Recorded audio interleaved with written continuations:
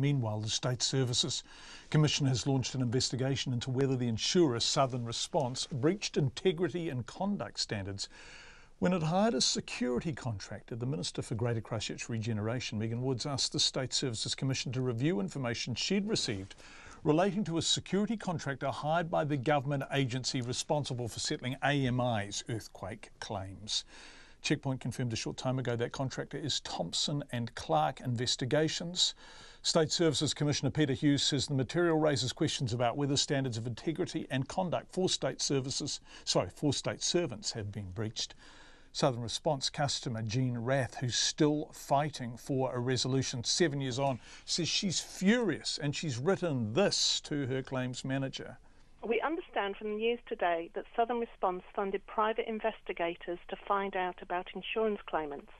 This is clearly very concerning news for everyone with a claim with Southern Response and for ethical government in New Zealand. Please inform us as a matter of urgency whether private investigators have been used to seek or gather any information for Southern Response about us or members of our household.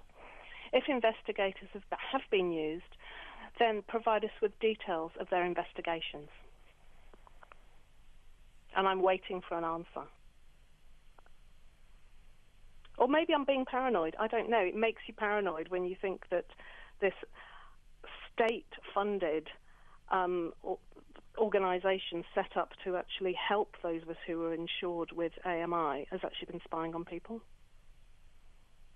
Quite horrifying. As claimants, as people who paid into insurance so that if something happened, we'd be covered. It does feel like these people are actually, everyone's clipping the ticket. Everyone is ensuring that things take a long time, that things are done incompetently, because every time that something is done incompetently, somebody gets paid to come back and put it right. Every time Southern Response misses off rooms on our repair analysis, somebody else has to come back and check that exists. Every time they don't manage to count the number of piles under the house, they have to come back and check how many are here. Every time they get the drainage layout wrong, which they have done, they have to send somebody else out. A Southern Response client, Jean Rath, Southern Response would not appear on the program, but in a statement, Board Chairman Ross Butler said the agency would cooperate fully with the State Services inquiry. He said at the time the contractor was engaged in early 2014, Southern Response was acting in response to an escalating level of threatening and aggressive behaviour and communications from customers towards staff, the Chief Executive Directors and the Chairman himself. He says given the environment the company was operating in at the time and conscious of its obligations to ensure the safety of its staff, Southern Response sought external assistance for a security review. The contractor was asked to provide independent security advice and assess the risk to Southern Response employees and directors. Now, the Minister for Greater Christchurch Regeneration, Megan Woods, told me a short time ago she instigated the inquiry. I asked the State Services Commissioner to have a look at it. He has decided that there are grounds to have a further look at it. There's some serious questions that I want answers to.